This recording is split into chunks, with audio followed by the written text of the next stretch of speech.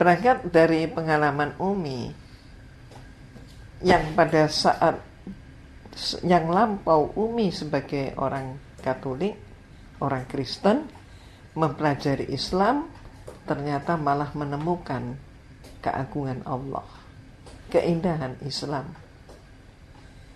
Nah, sekarang kita balik. Apa perlunya bagi orang Islam, umat Islam, apa perlunya mempelajari Kristologi? Adalah untuk membandingkan agama, karena orang dewasa untuk menentukan sesuatu itu benar atau salah, cara yang paling mudah adalah dengan cara membandingkan.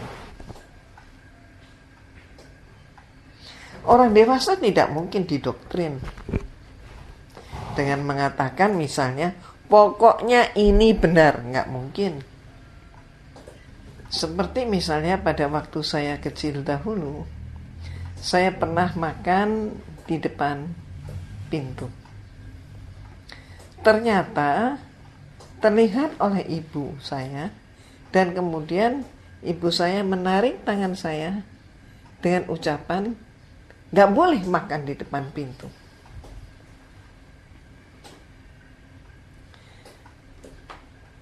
Saya menengok untuk mendapatkan jawaban, dan setelah ibu saya menyatakan seperti itu, maka saya tidak berani bertanya lagi. Yang saya ingat dan terpatri dalam ingatan saya hingga saya dewasa, sampai hari ini pun saya ingat, tidak boleh makan di depan pintu. Itu ucapnya. Dan saya nggak berani untuk makan di depan pintu lagi. Kenapa? Karena nggak boleh. Tapi mohon maaf, bagaimana dengan anak-anak hari ini? Coba silakan saja dilakukan.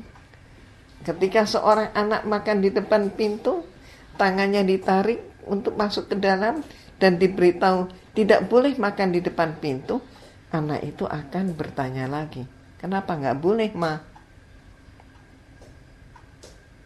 Ketika ibunya menjawab pamali misalnya, maka anak itu akan bertanya lagi, "Pamali itu apa, Ma?"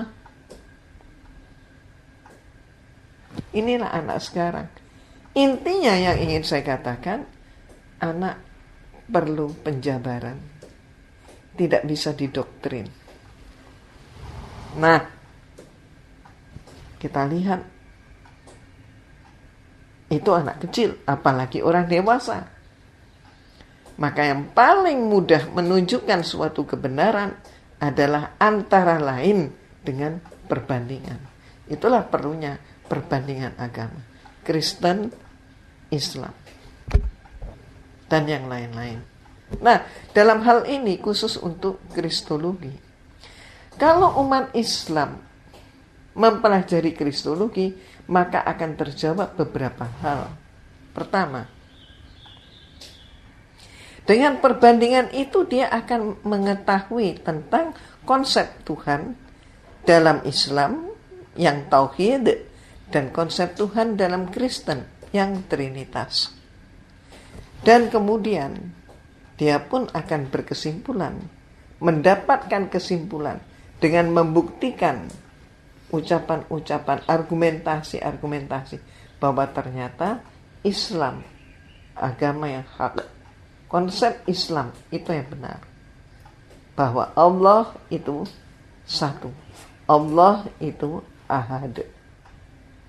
Dan kemudian lebih lanjut lagi tentang kitab suci misalnya, ketika ini diperbandingkan, ternyata akan sangat-sangat menarik.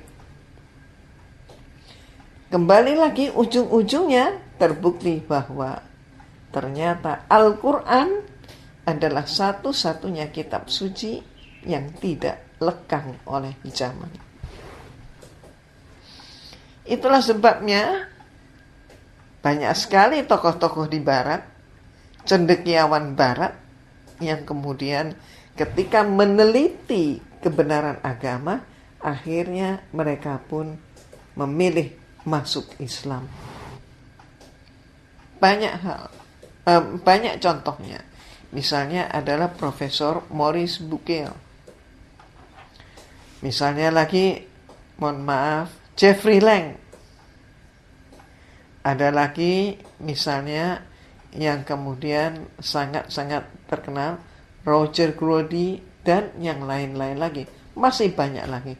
Dan juga ada para peneliti, para cendekiawan itu yang mereka tidak menjadi Islam, mungkin karena takut, tapi mereka memilih agnostik.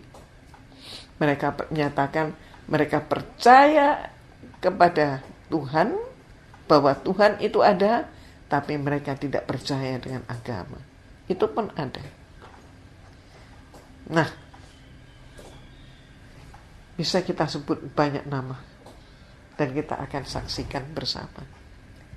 Sehingga bisa kita simpulkan bahwa orang yang memang dengan jernih mempelajari perbandingan agama, dengan niat yang ikhlas mempelajari perbandingan agama, maka dia akan temukan jawabnya bahwa Islam adalah agama yang hak.